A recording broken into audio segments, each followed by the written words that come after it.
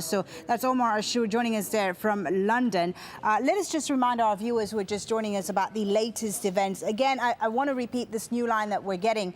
According to an interview that the Egyptian President Hosni Mubarak has done with ABC News in the United States, well, he's said that he fears chaos if he was to step down. He says he's fed up after 62 years in public service. He says, quote, "I've had enough. I want to go." Certainly very interesting line coming out there. Hopefully we'll be able to hear it. Now, again, to remind our viewers, at least 13 people have been killed in the violence in Tahrir or Liberation Square and more than 1,200 injured. Alan Fisher reports now on how the day unfolded.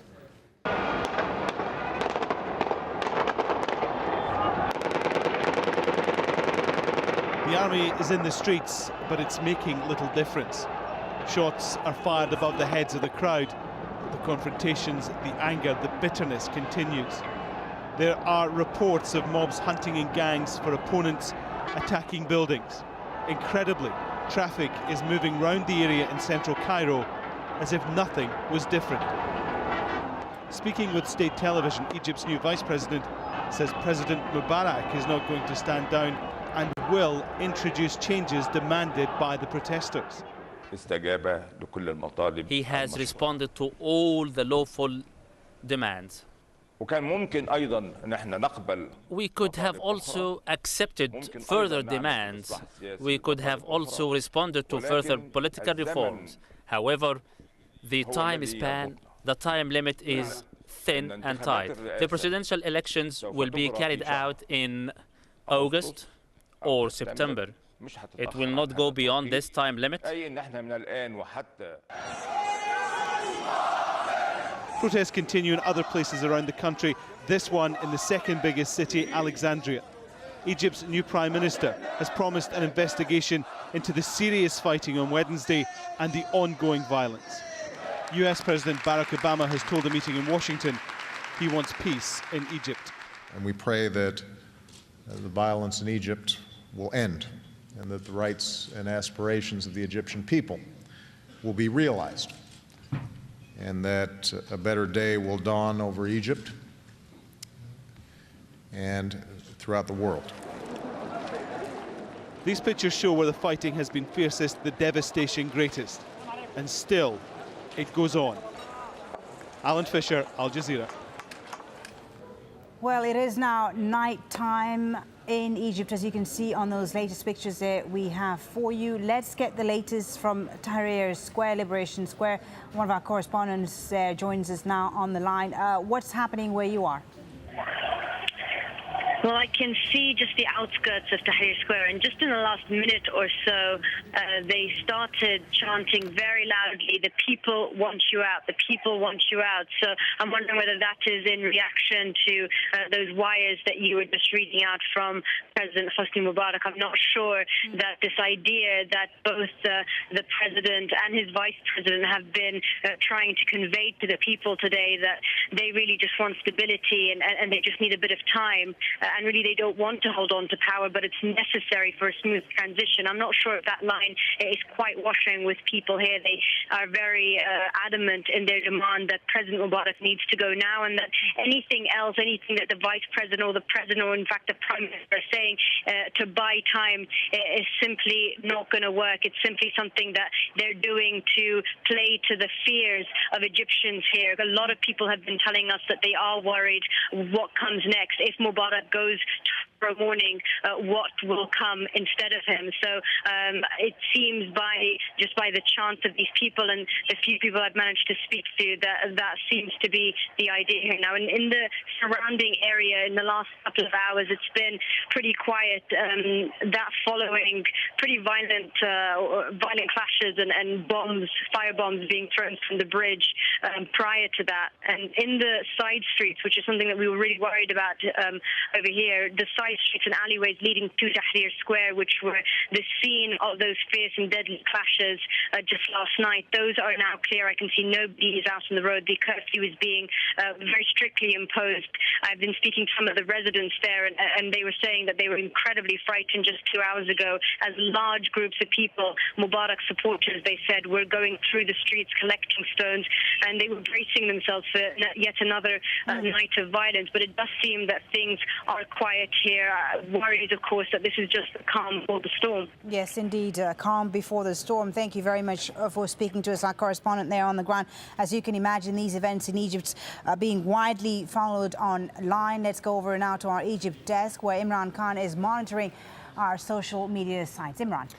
Well, Folly, our website, aljazeera.net, is getting a lot of hits, and you guys are getting your voices heard, so keep that up. We do want more of it, though, so get on the site and react. Our live blog is being updated regularly and offers a play-by-play of the situation in Egypt. Also, our dedicated web reporters are in Egypt, and they're sending in video and audio. It's all happening on aljazeera.net/English. The internet's back open in Egypt, and the micro-blogging site Twitter is constantly being updated. There are a lot of tweets coming through reporting the arrests of bloggers, activists, journalists and others. According to one of our correspondents on the ground, nearly 24 have been either attacked, arrested or are just simply unaccounted for. Nadia continues the harassment theme. Her tweet says, "All journalists and camera have been evacuated from the square. Please act now. It will be a disaster." Salma, though, is keeping her spirits up. "My life and the life of many others was saved by everyone in Tahrir last night. The more the number, the safer everyone is. Be brave." And this tweet from Sultan al-Qasimi on the allegation that some pro-Mubarak supporters were paid. The military arrested 38 policemen and 22 citizens. The NDP had paid them to stage pro-Mubarak demonstrations. Some footage from YouTube now.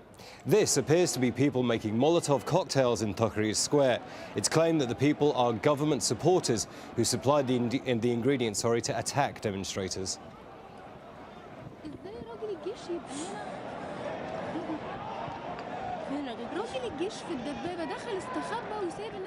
As China's economic juggernaut thunders ahead, critics claim this growth exacts a heavy toll. 101 East examines the environmental and human costs of this economic powerhouse. 101 East at this time on Al Jazeera. In 1984, a new energy company was born, here in Qatar. In 1996, it began production, bringing pride and recognition to the nation and destined to touch the lives of billions of people around the world. Learning quickly from the world's experts, by the end of the decade, we'll be producing 42 million tons of liquefied natural gas a year for markets in Europe, Asia, and North America. Energy that is reliable. Energy that is safe. We are proud of our achievement and technological breakthroughs. We are proud of our people. Most importantly, we are proud of our responsibility to deliver energy to the world. The European Tour returns to Doha Golf Club for the 2011 Commercial Bank Qatar Masters with world #1 Lee Westwood. 12 men have walked away with the stunning trophy, as well as the lion's share of the $2.5 million prize money. But whose name will be on the Mother of Pearl trophy in 2011? The Commercial Bank Qatar Masters, February 3rd through 6th, 2011. As China undergoes profound changes, competition for jobs becomes a struggle to survive. 2 graduates fresh out of college seek employment in a city of 8 million people. Now entering the real world, the graduates become increasingly desperate and begin to question their college-trained talents. It's a time of hope and frustration for the workforce of the future. Faces of China at this time on Al Jazeera.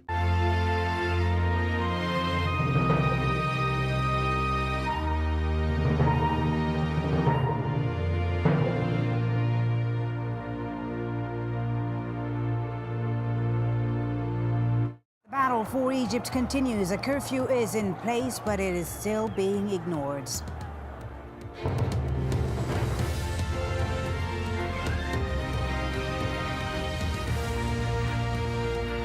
Thank you for watching Al Jazeera's continuing coverage of the events in Egypt. It's now 2000 hours GMT, 9 p.m. in Cairo, where pro-democracy supporters are preparing to spend another night outside. Those for and against the president have been clashing in Tahrir, or Liberation Square. President Hosni Mubarak has said he's had enough and is ready to go, but fears chaos if he resigns now. Meanwhile, the United Nations evacuates staff and their families from Egypt for security reasons. Key members are staying in the region.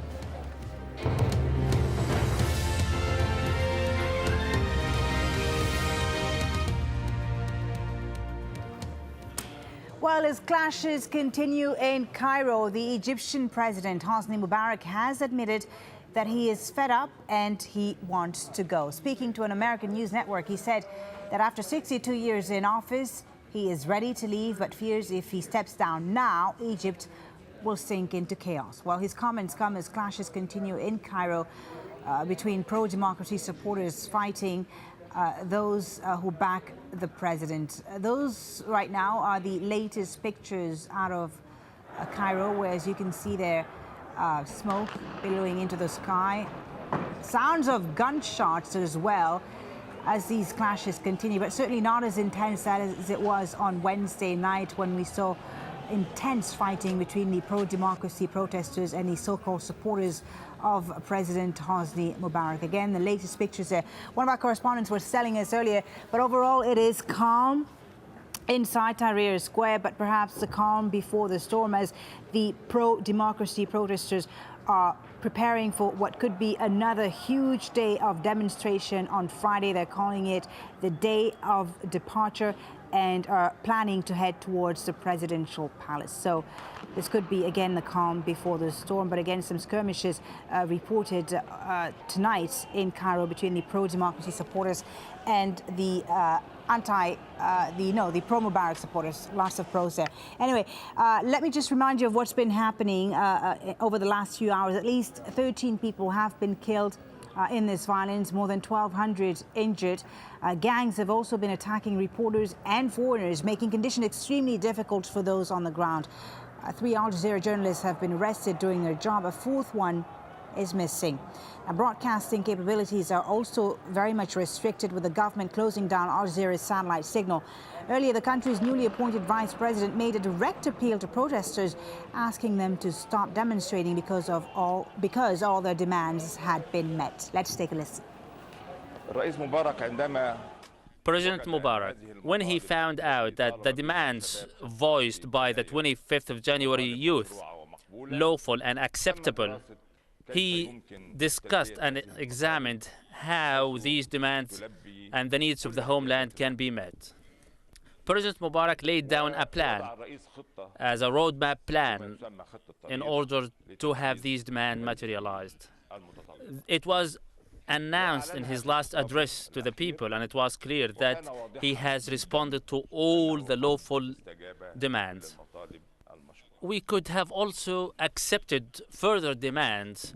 We could have also responded to further political reforms. However, the time span, the time limit is thin and tight. The presidential elections will be carried out in August or September.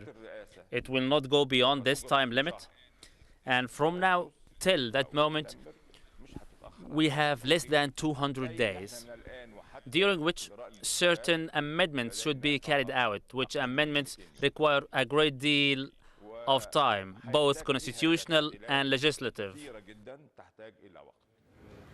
Well, let's now speak to our correspondent who joins us on the line from Cairo as we watch these pictures there on the left hand of the screen, the latest live pictures on the right-hand side, earlier pictures of clashes between the pro-democracy supporters and the so-called Mubarak supporters. Tell me where you are and what's happening around you. What's the scene around you?